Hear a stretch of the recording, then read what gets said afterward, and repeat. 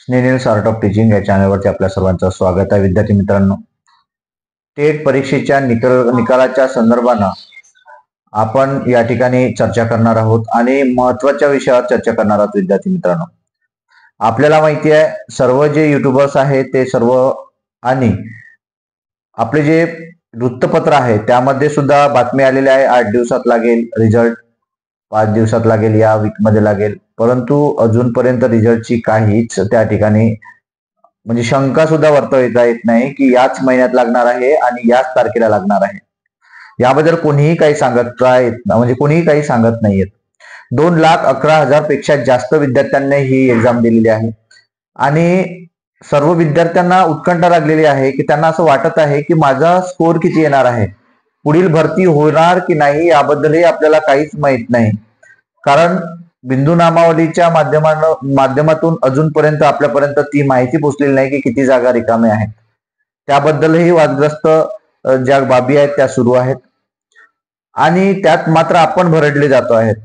कारण विद्यार्थ्यांचं वय जे आहे ते वय वाढलेलं आहे आणि गेली 2011-12 पासूनची जे काही डीएड झालेले विद्यार्थी आहेत ते 25 लागलेलं आहे आणि ही तिसरी टेट आहे.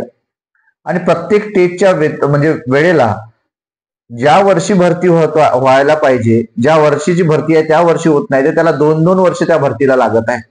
22 ची भरती आता कुठे होत आहे, म्हणजे त्याला काय म्हणतात, त्या मुलाखत राऊंड असेल किंवा बाकी ज्या गोष्टी आहेत त्या अजूनही जॉईनिंग मिळायची आहे काही विद्यार्थ्यांना. मग असे जे प्रॉब्लेम्स आहेत हे पवित्र पोर्टल आणि आपलं जे टेट निकाल म्हणजे महाराष्ट्र राज्य परिषद पुणे यांच्या माध्यमातून या सर्व गोष्टी होत आहेत. काही पेसा विद्यार्थ्यांचे अजून रिझल्ट लागलेले नाहीये. 10 ते 15 विद्यार्थी आहेत, तर त्यात जागा म्हणजे जे आहेत 10 ते 15 विद्यार्थी आहेत त्याच्यासाठी पेशासाठी दुसरी लिस्ट लावू असं सुद्धा बोललेले आहेत आणि अजूनपर्यंत त्याकडे लक्ष पण दिलं जात नाहीये. नगरचे विद्यार्थी आहेत, नाशिकचे विद्यार्थी आहेत, मला फोन आलेला होता. मग हे जे प्रॉब्लेम आहेत विद्यार्थी मित्रांनो, हे पवित्र पोर्टलच्या माध्यमातून कायमस्वरूपी विद्यार्थ्यांना हे फेस करावं लागत आहे. आंदोलन आपण मदत पाहिलेले आहे. 700-800 विद्यार्थी आपले जे प्रायव्हेट शाळेसाठी झालेले होते आणि त्यांचा आता त्यांना कुठे ऑर्डर मिळालेली आहे. हे जे बाब आहे ही वय थांबू शकत नाही, वयाला थांबवू शकत नाही आपण, परंतु नुकसान मात्र आपल्या विद्यार्थ्यांचं होतं. जे गरीब होतकरू तळागाळातले जे विद्यार्थी आहेत त्यांचं नुकसान होत असते.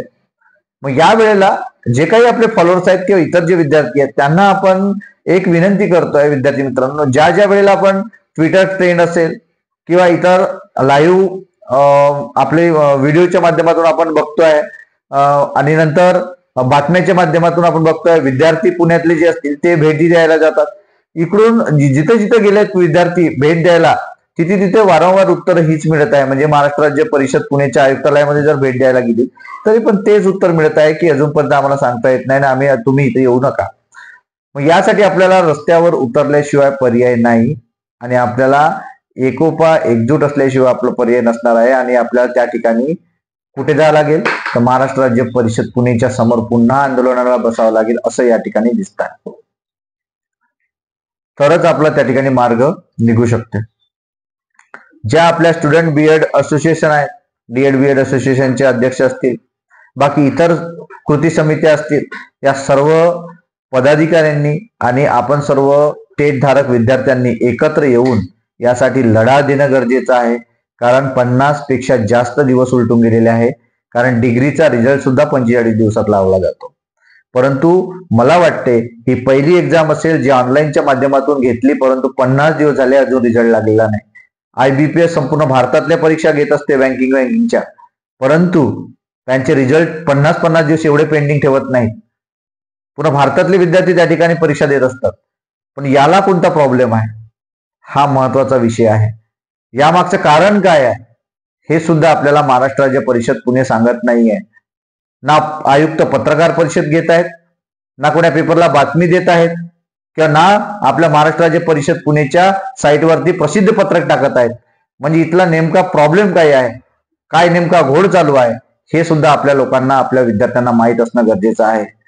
कारण हे जर आपल्याला माहित नसेल तर आम्हाला शंका येणारच आहे.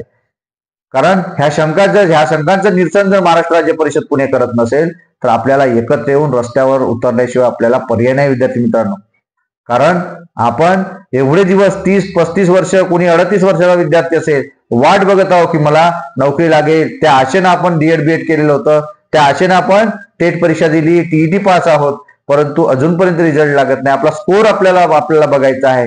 जर मला 130 अबोव 140 अबोव जर स्कोर आला तर मी नक्कीच या एका वर्षामध्ये किंवा या 6 महिन्यामध्ये मी शिक्षक बनेन, महाराष्ट्र शासनामध्ये रुजू होईल असं आपल्याला वाटत आहे. परंतु शासनाच्या या अशा फालतूच्या धोरणामुळे किंवा या विद्यार्थ्यांना अन्यायकारक असणाऱ्या या धोरणामुळे आपल्याला मात्र ज्याचा त्रास होता विद्यार्थी मित्रांनो, त्यासाठी एकत्र येणं गरजेचं आहे. आणि म्हणून सर्व जे काही आपले स्टुडंट असोसिएशन असेल, पदाधिकारी असेल, यांना विनंती करतो की ते जर माझा व्हिडिओ बघत असतील तर आपण सर्वांनी एकत्र येऊन आपल्या विद्यार्थ्यांचे प्रश्न सोडवणं महत्वाचं आहे. त्यासाठीच हे अपडेट होतं. तुम्हाला याच्याबद्दल एकत्र येण्याबद्दल काय वाटते, एकजुटीबद्दल काय वाटते, या आंदोलनाबद्दल काय वाटते, त्यांना जॉब विचारण्याबद्दल काय वाटते, हे नक्की कमेंट बॉक्समध्ये कळवा विद्यार्थी मित्रांनो. आणि अशाच अपडेट करता आपल्या चॅनलला मात्र सबस्क्राईब करा. धन्यवाद.